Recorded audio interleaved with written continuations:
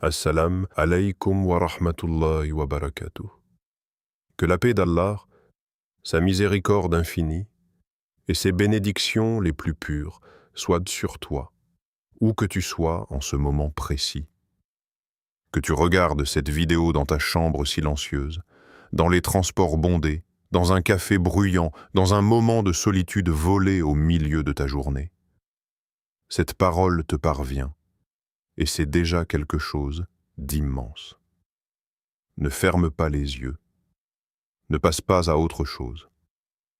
Reste encore quelques minutes avec moi, parce que ce que nous allons traverser ensemble aujourd'hui pourrait bien compter parmi les heures les plus significatives de ta vie.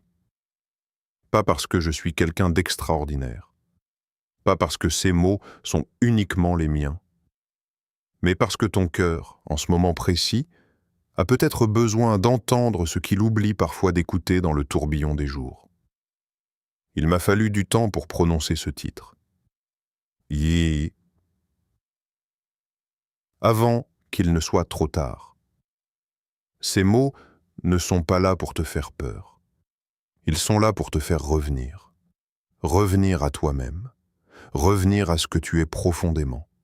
Revenir à celui qui t'a créé et qui t'attend avec une patience et une tendresse que nous ne méritons pas toujours, mais qu'il nous accorde quand même, gratuitement, infiniment, sans condition. Avant que nous commencions ce voyage ensemble, je veux te faire une promesse sincère, et je la tiens. À la toute fin de cette vidéo, nous allons élever ensemble une doua, une invocation du fond de l'âme. Pour toi, pour ceux que tu aimes, pour cette grande famille qu'est l'Oumma qui souffre et qui espère à travers le monde. Cette doua, c'est mon cadeau pour toi. Reste jusqu'au bout, elle t'appartient, elle t'est adressée. Et si ces mots font vibrer quelque chose en toi, si tu sens que quelque chose dans ta poitrine s'ouvre légèrement, comme une fenêtre longtemps fermée qui reçoit enfin un peu d'air, alors prends 30 secondes et laisse une trace de cet instant dans les commentaires. Écris ce que tu ressens. Écris « Je recommence » ou « Ya Allah, me voilà » ou simplement le premier mot qui te vient. Ce commentaire n'est pas pour les statistiques, il est pour toi. Pour que ton âme sache qu'elle a été présente ce jour-là. Et si tu penses qu'une autre âme, quelque part dans ce monde, a besoin d'entendre ce rappel, partage cette vidéo sans hésiter. Tu ne sais jamais qui tu aides sans le savoir. Et appuie sur « J'aime ». C'est une façon silencieuse de dire à Allah, témoin les anges, que tu étais là et que tu as voulu revenir. Ferme les yeux une seconde si tu peux. Pose une main sur ta poitrine. Sens ton cœur battre. Ce battement, tu ne l'as pas demandé. Il t'a été donné. Et tant qu'il continue, il est encore temps. Écoute. Il y a une question que la plupart d'entre nous évitent soigneusement. Pas parce qu'ils ne la connaissent pas, mais précisément parce qu'ils la connaissent trop bien. Elle a ce pouvoir étrange et inconfortable de nous forcer à regarder ce que nous préférons ne pas voir. Et cette question, la voici, posée simplement. Est-ce que tu vis vraiment ou est-ce que tu te contentes de passer? Pose-toi cette question. Laisse-la résonner un moment, sans te précipiter vers une réponse rassurante. Tu te lèves chaque matin. Tu regardes ton téléphone avant même d'avoir ouvert les yeux pour de bon. Tu bois quelque chose de chaud. Tu t'habilles, tu travailles, tu parles, tu souris, tu t'inquiètes, tu ris, tu te fatigues, tu dors. Et demain, tu recommences. Le cycle se répète avec une régularité presque hypnotique. Et c'est précisément dans cette régularité que se cache le danger. Le sentiment d'être en vie sans nécessairement vivre pleinement. Le sentiment de dérouler une existence sans en être vraiment l'auteur. Et puis un jour que tu ne peux pas choisir, que tu ne peux pas négocier, que tu ne peux pas reporter même d'une seconde, ce cycle s'arrête. Et la question que pose alors ton âme, debout devant son Créateur, sera terrifiante dans sa simplicité absolue. Qu'as-tu fait de ce temps que je t'avais confié? pas de ce temps idéal que tu aurais voulu avoir, pas de cette vie hypothétique dans laquelle tu aurais été plus courageux, plus discipliné, plus croyant, plus généreux. Ce temps-là, exactement celui que tu avais, avec ses contraintes, ses distractions, ses faiblesses, ses doutes et ses erreurs. Ce temps réel, imparfait, que tu as tenu dans tes mains chaque jour, sans toujours réaliser sa valeur. Je ne te pose pas cette question pour t'écraser.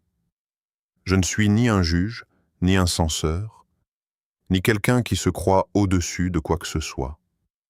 Je suis quelqu'un qui a lui-même failli, qui faillit encore, et qui sait que la vie spirituelle est rarement une ligne droite. Je te pose cette question parce qu'elle est le point de départ de tout retour véritable. Parce que tant qu'on ne regarde pas sa propre vie en face, pas avec honte mais avec lucidité, on ne peut pas choisir de changer de direction. L'une des plus grandes ruses du monde dans lequel nous vivons, c'est de nous rendre tellement occupés, tellement distraits, tellement saturés d'informations et de stimulations que nous n'avons jamais le temps de nous asseoir simplement avec nous-mêmes.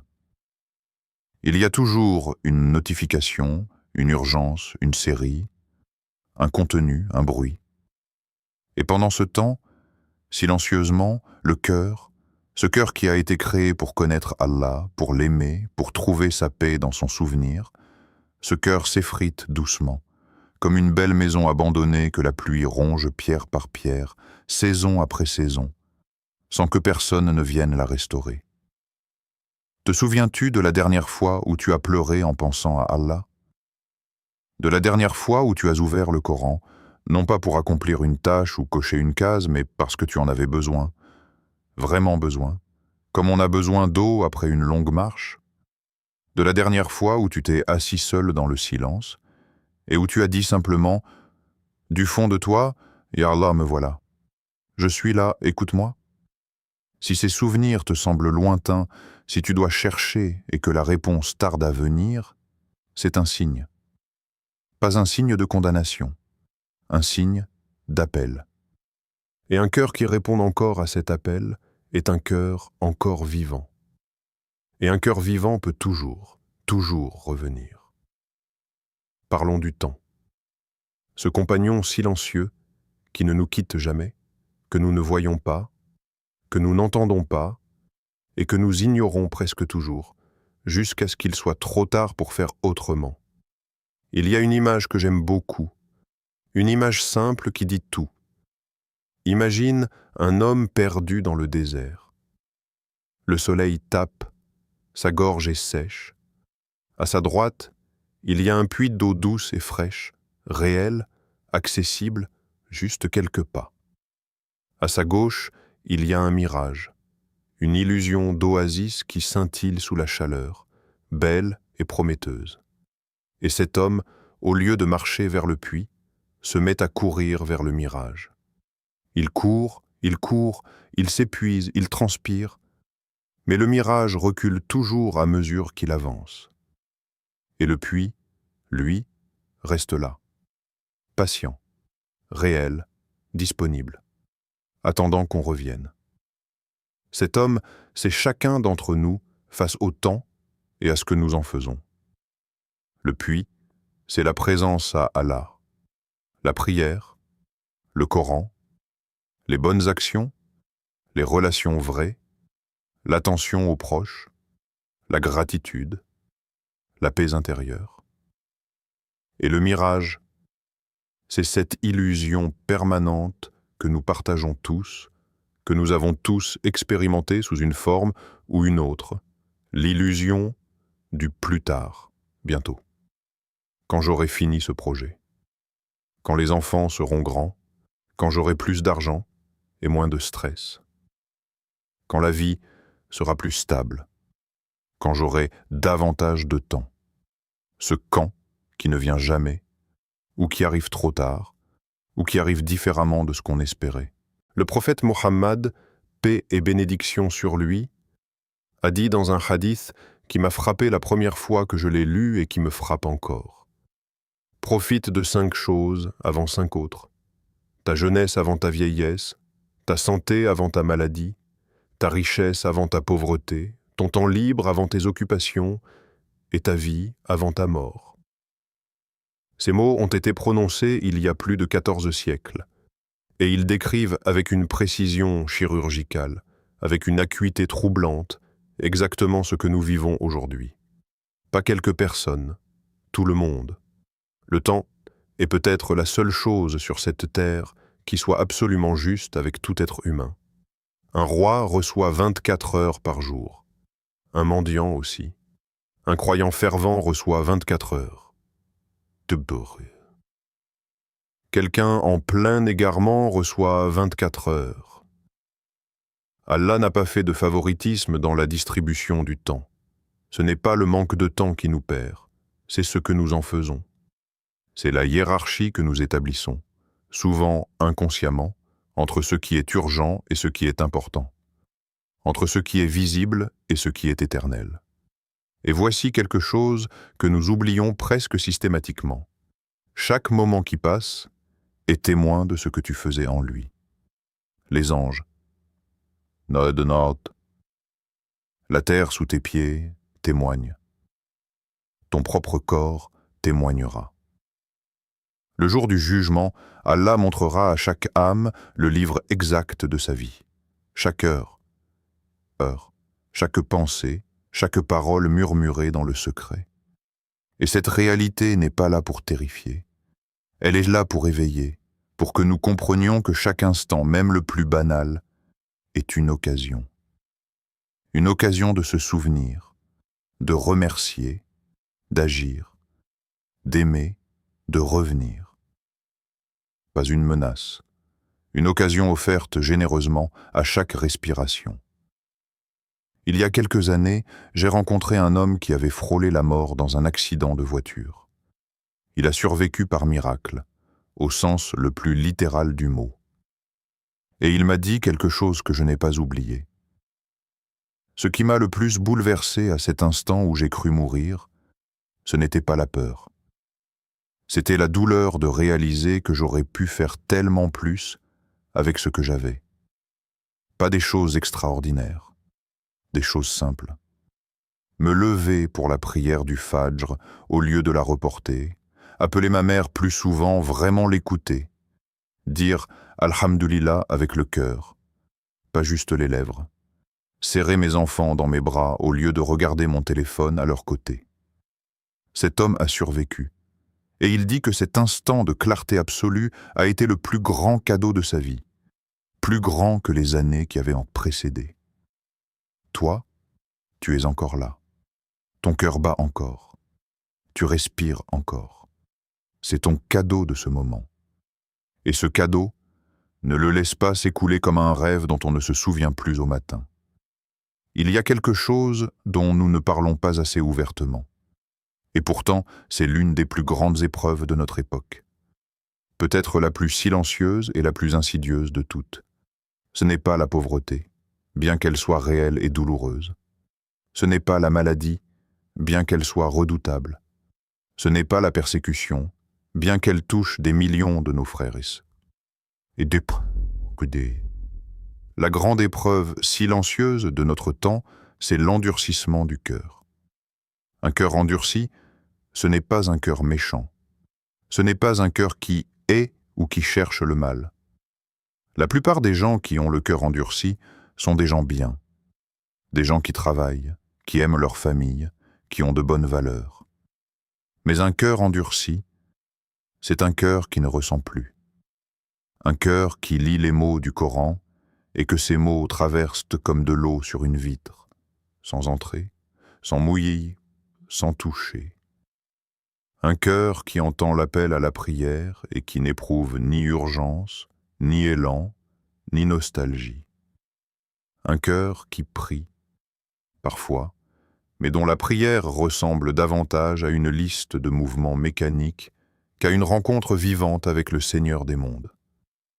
Un cœur qui sait la vérité, qui sait ce qui est juste, qui sait ce qu'il devrait faire, mais qui n'en ressent plus l'urgence nécessaire. Est-ce que tu reconnais cela?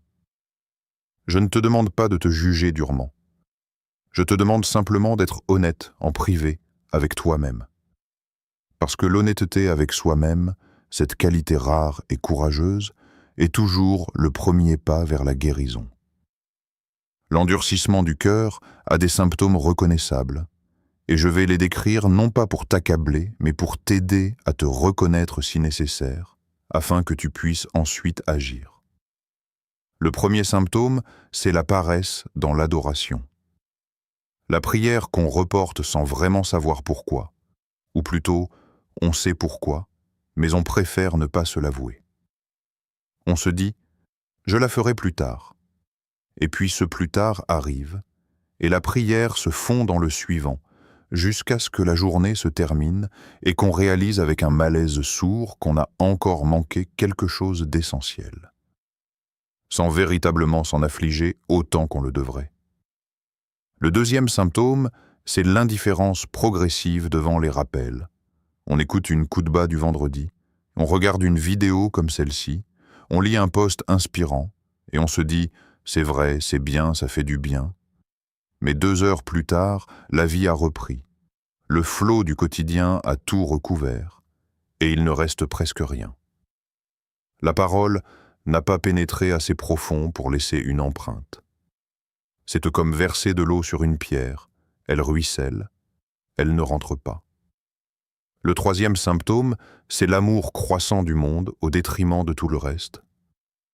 Et j'insiste, le monde n'est pas interdit. Il est là pour être traversé, pour qu'on en profite raisonnablement, pour qu'on y accomplisse notre mission.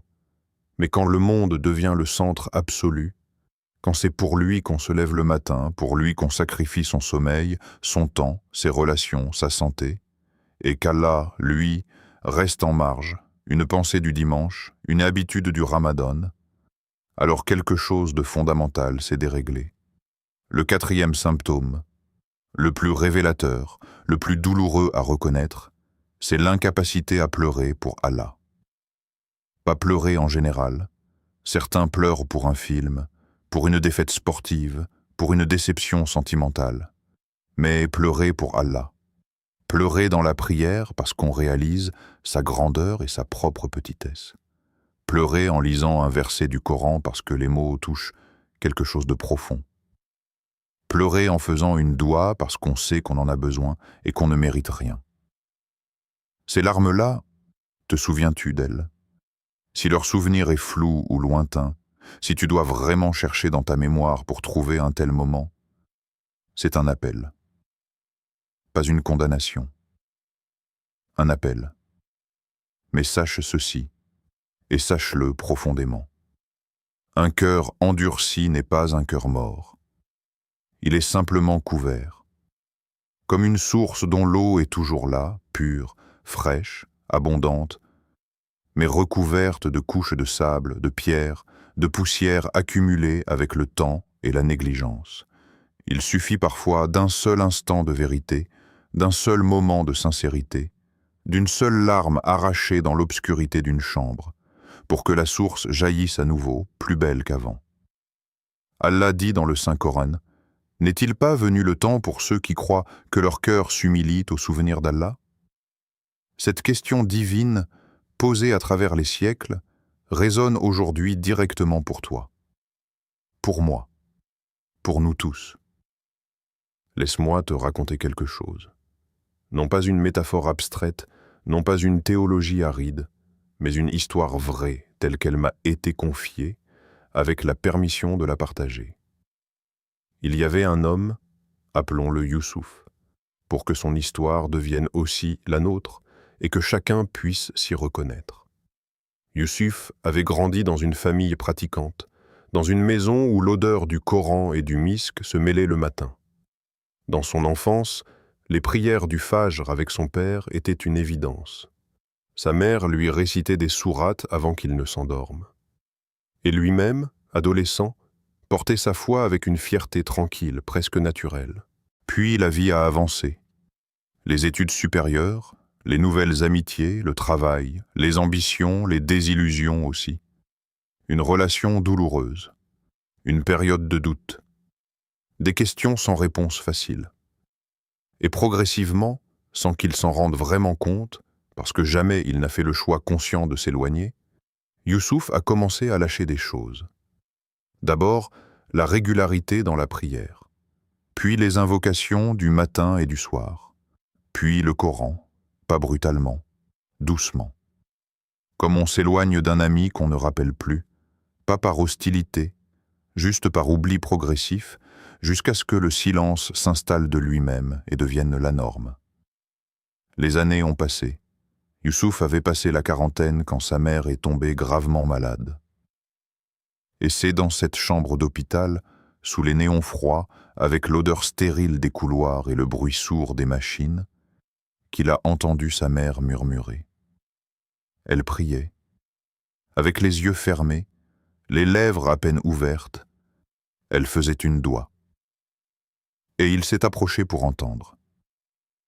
Elle priait pour lui, pas pour sa réussite professionnelle, pas pour sa santé ou son bonheur mondain.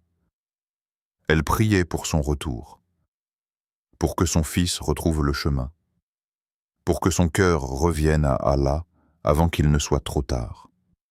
Et quelque chose en Youssouf, quelque chose qu'il croyait avoir perdu, ou peut-être qu'il avait juste oublié d'entretenir, quelque chose s'est fracturé ce soir-là. Il a pleuré. Pas une larme polie qu'on essuie discrètement. Une tempête intérieure. Comme si des années de sécheresse avaient attendu ce moment précis pour se libérer. Il me l'a dit lui-même beaucoup plus tard. Je ne suis pas revenu à Allah ce soir-là par peur de l'enfer. Je suis revenu parce que j'ai réalisé quelque chose de très simple et de très lourd. Toute cette distance m'avait coûté quelque chose que je n'avais pas su nommer pendant des années. La paix. Cette paix que ma mère rayonnait, même sur son lit de malade, même dans la douleur et l'incertitude. Cette paix que moi, en parfaite santé, avec un travail stable et une vie confortable, je n'avais plus depuis si longtemps que je ne me rappelais même plus à quoi elle ressemblait. Cette histoire résonne parce qu'elle est universelle. Parce que nous avons tous, à un moment ou un autre, vécu cet écart entre ce que nous sommes et ce que nous savons que nous pourrions être. Parce que nous avons tous connu la paix. Et nous avons tous, à des degrés divers, expérimenté ce que c'est de l'avoir perdue et de vivre sans elle. Parfois si longtemps qu'on finit par se convaincre qu'elle n'existait peut-être pas vraiment. Mais voici ce que cette histoire dit aussi, et c'est là son vrai cadeau. Le retour est toujours possible. Youssouf est revenu. Sa mère a guéri. Alhamdulillah. Et lui, aujourd'hui, dit que cette chambre d'hôpital a été son vrai tournant. La porte d'entrée vers une vie qu'il n'avait jamais osé imaginer pour lui-même. Parce que la beauté de notre dîn, l'une de ses vérités les plus lumineuses, c'est que rien n'est perdu tant qu'on respire encore. Chaque souffle est une nouvelle page. Chaque matin est une nouvelle chance. Et Allah, lui, n'a jamais cessé d'attendre. Et maintenant, je veux te parler de quelque chose d'immense. Quelque chose que nous connaissons souvent dans notre tête, mais que nous n'avons pas toujours laissé entrer jusqu'au fond de notre cœur. Je veux te parler de la miséricorde d'Allah. Pas comme d'un concept théologique, comme d'une réalité vivante qui te concerne, toi maintenant. Il y a un hadith qudsi, c'est-à-dire des paroles d'Allah lui-même transmises par son prophète, paix et bénédiction sur lui, qui me bouleversent à chaque fois que j'y reviens. Allah dit « Ô fils d'Adam, si tu viens à moi en marchant, je viens à toi en courant. Ô fils d'Adam, si tu me reviens avec des péchés qui rempliraient le ciel et la terre, et que tu me rencontres sans rien associer à moi, je te viendrai avec une grâce et un pardon qui remplissent la terre. Laisse ces mots te traverser. Prends le temps de les lire encore. Allah ne dit pas « Si tu es parfait, si tu n'as jamais failli, si tu n'as jamais abandonné, je t'accepterai. » Il dit « Si tu viens, même en marchant, même lentement, même hésitant, même avec tout le poids de tes années d'absence sur le dos, je viens à toi en courant. Dieu court vers toi. Réalise l'immensité de ces mots, la dignité de ce geste divin en réponse à ton simple pas vers lui. La rahma d'Allah, sa miséricorde, n'est pas une récompense réservée aux plus méritants. Ce n'est pas quelque chose qu'on gagne à force d'efforts et de perfection. C'est sa nature même. Ce qui le définit avant tout. Ces deux premiers noms dans la Basmala, Ar-Rahman, Ar-Rahim, parlent tous deux de miséricorde sous deux formes différentes. La miséricorde générale qui englobe toute la création et la miséricorde particulière qu'il réserve aux croyants. La miséricorde n'est pas ce qu'Allah fait parfois dans ses bons jours. C'est qui il est toujours, en toutes circonstances. Et toi qui te sens peut-être indigne en ce moment, toi qui penses avoir trop attendu, trop péché, trop reculé pour que le retour soit encore possible, toi qui te dis peut-être intérieurement que tu n'es plus celui ou celle qu'Allah attendait, je veux que tu entendes ceci avec tout ce que tu as, avec toute l'attention dont tu es capable. Tu n'es jamais trop loin pour revenir. Jamais. La distance que tu ressens n'est pas créée par Allah. Elle est créée par nos choix, notre éloignement, nos habitudes. Mais Allah, lui, n'a pas bougé, il est là. Il était là hier. Il est là aujourd'hui. Il t'a attendu toutes ces années avec une patience qui dépasse ce que l'esprit humain peut concevoir. Le prophète, paix et bénédiction sur lui, a décrit la joie d'Allah lorsqu'un de ses serviteurs revient vers lui. Il a dit qu'Allah est plus heureux du retour d'un pécheur repentant que cet homme dans le désert qui avait perdu son chameau chargé de toute sa nourriture et de toute son eau, et qui, après avoir désespéré et attendu la mort, retrouve son animal intact. Tu imagines ce soulagement, cette joie absolue? Allah éprouve plus que cela quand tu reviens. Cela ne rend-il pas le retour plus facile? Cela ne rend-il pas chaque pas vers Allah plus léger à faire? Ce n'est pas un Dieu sévère et distant qui t'attend de l'autre côté de ta décision. C'est le Rahman, le Rahim, celui dont la porte ne se ferme jamais. Reviens. La connaissance sans action est comme un flambeau qu'on tient dans les mains sans l'allumer. Il est là, il a le potentiel d'éclairer. Mais tant qu'on ne prend pas la décision de l'enflammer, il ne sert à rien. Parlons donc de ce que tu peux faire, concrètement, dans ta vie réelle, avec les contraintes qui sont les tiennes. Pas dans une version idéale de toi-même. Toi, maintenant, tel que tu es. La première chose, et c'est peut-être la plus puissante de toutes, parce qu'elle est à la portée de n'importe qui, dans n'importe quelle situation, c'est de parler à Allah. Pas nécessairement dans une prière formelle, si tu n'es pas encore là. Simplement parler. Où que tu sois. En voiture sur le chemin du travail. Dans ta cuisine en faisant la vaisselle. Dans ta chambre avant de dormir. Dis-lui ce que tu ressens vraiment. Dis-lui que tu es perdu. Dis-lui que tu veux revenir, mais que tu ne sais pas exactement comment commencer. Dis-lui que tu as peur de tes péchés, de ton manque de sincérité, de toi-même. Dis-lui que tu as besoin de lui. Allah comprend toutes les langues, toutes les émotions, tous les silences. Il comprend même quand les mots ne viennent pas.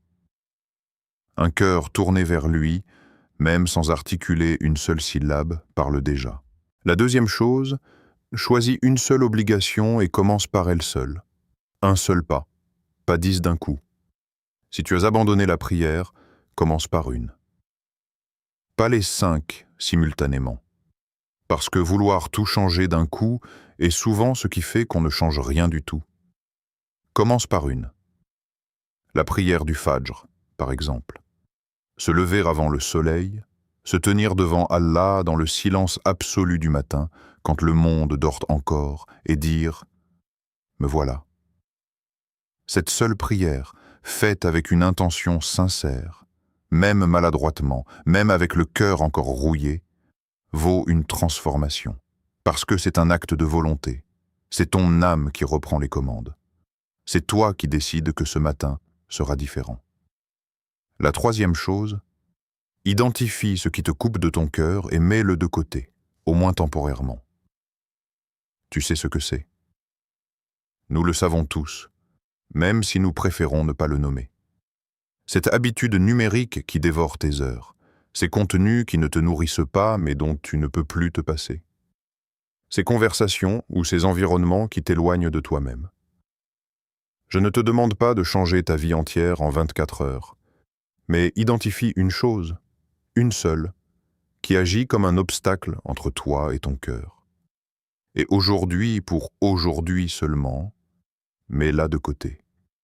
Juste aujourd'hui, parce qu'aujourd'hui est tout ce que tu as réellement. La quatrième chose, ouvre le Coran, même une sourate courte, même Al-Ikhlas, 3 lignes qui résument qui est Allah. Même Al-Fatiha que tu récites depuis l'enfance, sans peut-être l'avoir vraiment lu depuis longtemps. Lise-la aujourd'hui comme si tu l'entendais pour la première fois, comme si chaque mot était adressé à toi directement, parce que c'est le cas. Allah savait ta situation quand il révélait sa parole. Chaque verset du Coran est une conversation entre toi et ton Créateur, traversant les siècles pour te parvenir exactement là où tu es. Et c'est la 5e chose, peut-être la plus transformatrice sur le plan intérieur, fais du bien à quelqu'un aujourd'hui, maintenant, si tu peux. N'importe quoi. Appelle ta mère ou ton père. Aide un voisin. Souris sincèrement à quelqu'un qui semble peser sous le poids de sa journée. Donne quelque chose, même petit, même symbolique. Les neurosciences confirment aujourd'hui ce que notre dîne enseigne depuis 14 siècles. L'action extérieure transforme l'état intérieur. Quand on fait le bien, quelque chose dans le cœur s'amollit. Quand on donne, l'amour entre. Quand on sert les autres, on trouve un sens à sa propre existence. Ces 5 choses ne sont pas 5 nouvelles obligations imposées. Ce sont 5 portes. Et tu n'as besoin que d'en pousser une seule, juste une, pour que la lumière commence à entrer. Le chemin de 1000 pas commence par un seul mouvement. Et Allah, qui voit l'invisible, qui pèse les intentions, qui connaît ce que tu ne te dis même pas à toi-même, voit ce premier pas. Et il lui accorde une valeur que nous ne pouvons pas mesurer. Je veux te parler maintenant de ce qui t'attend. Pas pour t'effrayer avec des descriptions de châtiments. Il y a une place pour cela, mais ce n'est pas le cœur de ce rappel. Je veux te parler de la beauté de ce que promet Allah à ceux qui reviennent, qui persévèrent, qui luttent même imparfaitement. Parce que ta motivation a besoin d'être ancrée dans quelque chose d'éternel, quelque chose d'inébranlable, quelque chose de plus grand et de plus stable que les aléas de cette vie provisoire. Il y a dans le Coran une description du paradis qui me coupe le souffle à chaque fois que j'y reviens, tellement elle est personnelle et profonde. Allah dit que dans le Jannah, les croyants auront tout ce que leurs âmes désirent et tout ce qui réjouit leur regard. Pas certaines choses qu'Allah aurait sélectionnées pour eux, pas un paradis standard et uniforme, ce que leurs âmes désirent. C'est une promesse d'une personnalisation divine absolue. Ton paradis sera unique, parce qu'Allah te connaît mieux que tu ne te connais toi-même. Il connaît ce qui fait vibrer ton cœur, ce qui t'émerveille, ce qui te comble, ce que tu n'as jamais osé demander à voix haute, mais que tu as espéré en secret. Mais ce n'est pas la beauté du paradis qui me touche le plus dans les hadiths du prophète. C'est ce qu'il décrit comme la plus grande récompense de toutes pour les habitants de la Jannah. Ce moment, appelé dans certains hadiths le jour de la ziyara, où Allah enlève le voile et où les croyants voient en leur Seigneur. Et en voyant Allah, ils oublient toutes les joies du paradis. Tous les palais, toutes les délices, tous les plaisirs, tout s'efface dans cette lumière. Tellement ce moment surpasse tout le reste. Et ceux qui avaient souffert pour leur foi dans ce monde, qui avaient lutté pour se lever chaque matin malgré la fatigue, qui avaient pleuré dans la nuit en cherchant Allah, qui avaient résisté quand c'était difficile de résister, à cet instant, ils comprennent tout. Ils comprennent que chaque larme valait la peine, que chaque effort avait une signification, que rien n'a été perdu, absolument rien. Pense à ta vie en ce moment. Pense à ses douleurs et à ses incompréhensions. Pense au moment où tu t'es senti seul, où tu n'arrivais pas à comprendre pourquoi les choses se passaient ainsi. Pense aux sacrifices que tu as faits, aux combats invisibles que personne ne voit. Pense aux fois où tu as essayé de bien faire et où les résultats n'étaient pas ceux espérés. Maintenant, imagine qu'un jour, tout cela soit récompensé d'une façon si complète, si définitive, si belle que tu n'aurais plus jamais aucun regret, même pour l'instant le plus douloureux de ton existence. C'est la promesse de l'au-delà pour le croyant. Non pas une menace, une destination, non pas un tribunal à craindre, une maison à rejoindre. Et cette destination commence ici. Elle commence dans les choix que tu fais aujourd'hui, dans la prière que tu vas peut-être accomplir ce soir pour la première fois depuis longtemps, dans la larme que tu essuies seul dans ta chambre, dans le « Ya Allah » murmuré avant de fermer les yeux, dans le pardon que tu demandes à Allah et qu'il t'accorde sans que tu aies à le mériter. Chaque graine plantée ici donnera ses fruits là-bas. Et la miséricorde d'Allah est tellement immense qu'il récompense même l'intention sincère, même le désir de faire le bien, même quand les circonstances t'ont empêché de le réaliser pleinement. Nous arrivons maintenant à la fin de ce voyage que nous avons parcouru ensemble. Et je veux m'adresser à toi, une dernière fois, directement, comme on s'adresse à quelqu'un qu'on connaît. Parce que cette heure que nous avons partagée a créé quelque chose entre nous. Une confiance, peut-être, une reconnaissance mutuelle. La conscience que nous sommes tous en chemin, tous imparfaits, tous porteurs d'un espoir qui mérite d'être nourri. Tu es arrivé jusqu'ici. Tu as choisi de rester. Et ce choix, aussi simple qu'il paraisse de l'extérieur, dit quelque chose de profond sur toi. Il dit que quelque chose en toi cherche encore, que le désir de lumière n'est pas éteint, que le fil qui te relie à Allah, aussi fin qu'il soit devenu au cours de ces années, est encore là.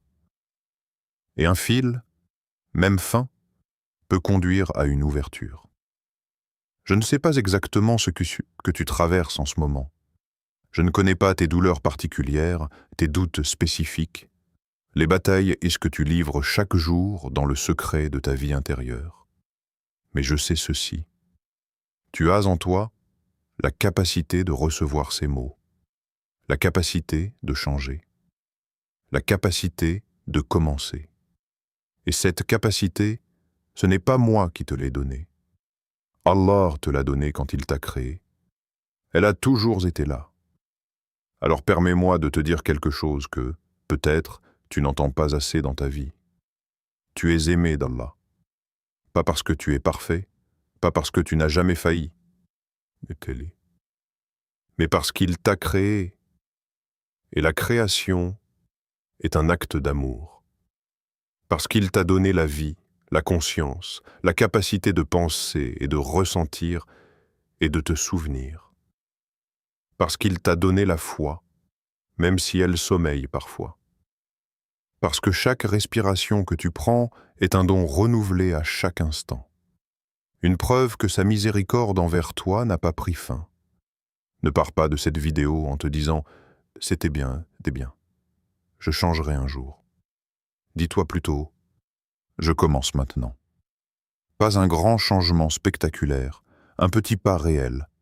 Le premier pas d'un long voyage commence toujours par un mouvement minuscule. Et Allah, qui voit tout, qui sait tout, qui mesure l'invisible avec une balance d'une précision infinie, voit ce premier pas. Et il lui accorde une valeur que nous ne pouvons pas imaginer avec nos esprits limités. Tu n'es pas seul. Nous sommes une Ummah, une communauté de frères et de sœurs à travers le monde entier qui luttent, qui tombent, qui se relèvent, qui doutent et qui croient. Souvent dans le même mouvement, souvent au même moment. Et chaque soir, dans des langues différentes, sous des cieux différents, des millions de voix s'élèvent vers le même Allah, avec les mêmes espoirs et les mêmes peurs. Tu fais partie de cette voix. tu en as toujours fait partie, même dans les moments où tu t'en sentais le plus éloigné. Le titre de cette vidéo dit « Avant qu'il ne soit trop tard ». Et j'ai voulu te dire, du début à la fin, une seule chose. Il n'est pas trop tard. Pas encore. Tant que tu respires, tant que ton cœur bat, tant que tu peux lever les yeux vers le ciel, il n'est pas trop tard. Reste, reviens, commence. Et rappelle-toi de ce moment, ce soir, quand tu seras seul. Ce moment où tu as entendu, où tu as peut-être été touché, où quelque chose en toi a bougé. Honore ce moment. C'est peut-être ton tournant. Et maintenant, comme je te l'avais promis dès les premières secondes de cette vidéo, ensemble, nous allons élever une doua. Lève les mains si tu le peux. Tourne ton cœur vers le ciel. Prends une profonde respiration. Et si des larmes viennent, laisse-les venir librement. Les larmes versées en cherchant Allah sont parmi les choses les plus pures et les plus précieuses que cette vie peut contenir. Allah les voit, Allah les compte, Allah les honore. Bismillahirrahmanirrahim. Ya Allah, Ya Rahman, Ya Rahim. Toi qui vois ce que nous cachons au plus profond de nous-mêmes et ce que nous montrons au monde. Toi qui connais nos nuits les plus longues et nos silences les plus lourds. Toi qui as compté chacune de nos larmes et n'en as laissé aucune se perdre. Reçois notre retour en ce moment. Même imparfait, même tâtonnant, même chargé de tout ce que nous avons accumulé d'erreurs et d'absences. Reçois-le, Ya Allah, avec ta miséricorde infinie qui déborde de toutes les limites que notre imagination peut concevoir. Ya Allah, ramollis nos cœurs. Tout ce qui s'est endurci en nous sans que nous le voulions vraiment, ramollis-le doucement, comme la pluie ramollit la terre sèche. Rouvre en nous les sources de larmes pour toi. Rouvre l'amour de la prière, l'amour de ton livre, l'amour de te chercher dans le silence béni du Fajr. Fais que ta proximité devienne pour nous la plus grande des joies, plus grande que tout ce que ce monde éphémère peut offrir ou promettre. Ya Allah, pardonne-nous. Pardonne-nous nos péchés apparents et cachés, anciens et récents, intentionnels et ceux que nous avons commis dans l'ignorance. Pardonne nos prières accomplies sans présence du cœur, nos jeûnes accomplis sans véritable engagement, nos paroles prononcées à la légère, nos moments de négligence envers toi, alors que tu étais si proche. Tu es Al-Ghaffar, le grand pardonneur. Tu es Al-Afou, celui qui efface. Et nous venons à toi aujourd'hui avec la certitude que ta miséricorde est infiniment plus grande que toutes nos fautes rassemblées. Ya Allah, protège nos familles. Protège nos parents qui vieillissent et que nous n'avons pas toujours aimés comme ils le méritaient. Protège nos enfants dans un monde qui les défie de toutes parts.